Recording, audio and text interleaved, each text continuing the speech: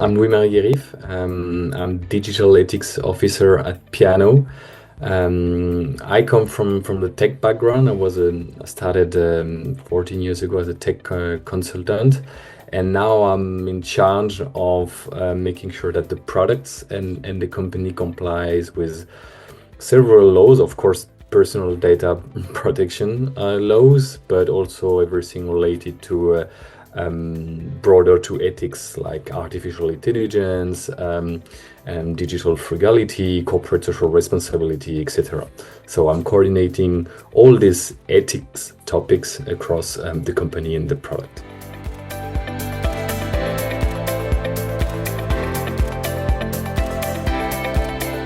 So actually we got two purposes certified here. The first one and the main one is the audience measurement purpose of our Piano analytics solution. So that's an analytics solution that deals with all from the data collection from our SDK to the data displayed into the customer interface. And the second one is all the customer support associated to this analytics solution. So inside the platform, our customer can raise some question to get some answers about their data, and we got those services certified as well. The analytics word is unfortunately quite well known in the personal data protection area because of one market dominant actor that have some troubles to understand what should be done when we work with personal data, especially with under European values and European laws. So for years we are working to demonstrate that yes, it's possible to make an advanced analytic solution while respecting the law, and especially again in Europe.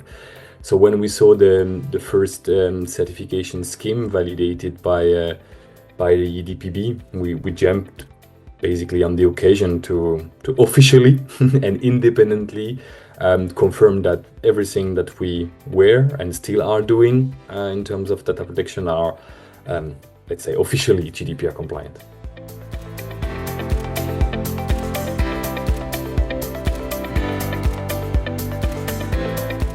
From what we saw and understand that Europrivacy went through the official way of getting approved, of course, according to GDPR Article 42 via the validation of the national authority, and at the end with the approval of the European Data Protection Board. So for us, Europrivacy seems to be a robust certification scheme.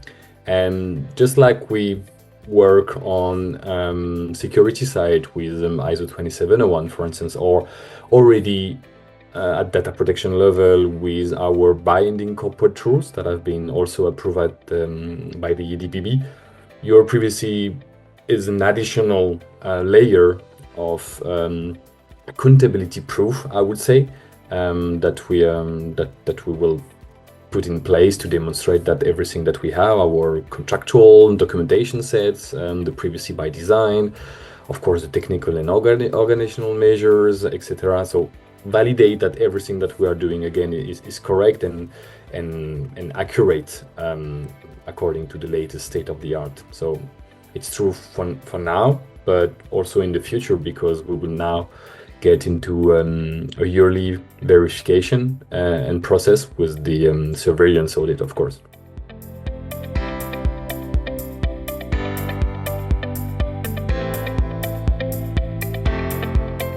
Piano Analytics is already quite well recognized for data protection measure in place inside the SaaS product, especially when we talk about consent management. We were already audited by the French CNIL to make sure that the solution we are offering can be used and configured in a way it can be used without consent according to e-privacy.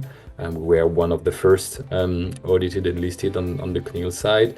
Also regarding data transfer, after Schrems 2 decision of the European Court of Justice, and the several decisions regarding Google Analytics across Europe from data protection authorities, many platforms have evaluated our solution as an alternative to Google Analytics, and they switched massively because we were offering more protection. So, but with Europrivacy, we now hope, I would say, because it's the very beginning, that we go to the next level of recognition at EU level, of course, but even worldwide, to be recognized that, yeah, again, all the necessary action that we have meet the necessary disposition that we have to take regarding the GDPR, from the proper definition of personal data when we talk about audience measurement analytics, or more broadly regarding data subject rights,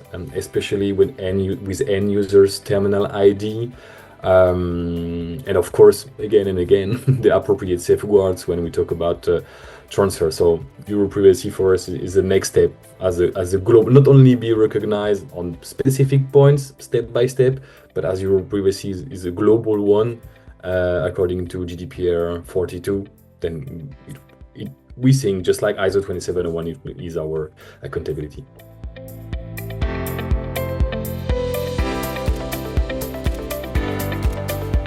Clearly, for me, for us, it's to make the real distinction between, in regards of data protection, make the distinction between companies that make, I would say, the simple statement of, hey, privacy is important for us, but at the end there is or behind those claims there are nothing, and the real company, or the company that take the topic really seriously, and that have, just like piano analytics of course, but that have robust processes and mechanism in place in the product or in the company, again with organizational measures to protect the billions and billions of end users and data subject from which the data is managed via an analytics solution, but potentially with many other solutions that we see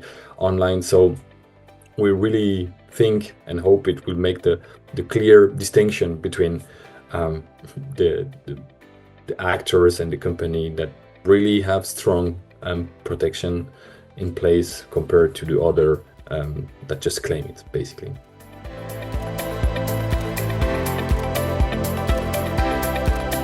I think it is not only about demonstrating or selling the compliance to third parties, as we discussed maybe previously, but it could be also the opportunity for many people to take the scheme, and because it's a very comprehensive framework, to take that as an internal roadmap and guidelines to reach the best compliance as possible. So it's also a nice tool from what we've experienced to really guide a company through the real questions, the real topics, to make sure that, again, all the mechanism, technical measures, organizational measures are in place to reach the best compliance as possible when we talk about GDPR, and GDPR is one of the most achieved or advanced law in the world when we talk about data protection. So this could be one advice. I think also regarding DPOs, we need to talk to different teams inside the company. So we are in the middle of the game, talking to marketing team, to tech teams, to HR team, to every team basically. And it's really also, for me, I saw that as the opportunity to reinstall the governance and the opportunity to have proper rules and management in place with other teams. And besides potential also cost to estimate, I really think that the scheme is really, we don't have to be afraid of the scheme. It's easy to go, and it's quite straightforward. So I could just recommend to go through it. Yeah.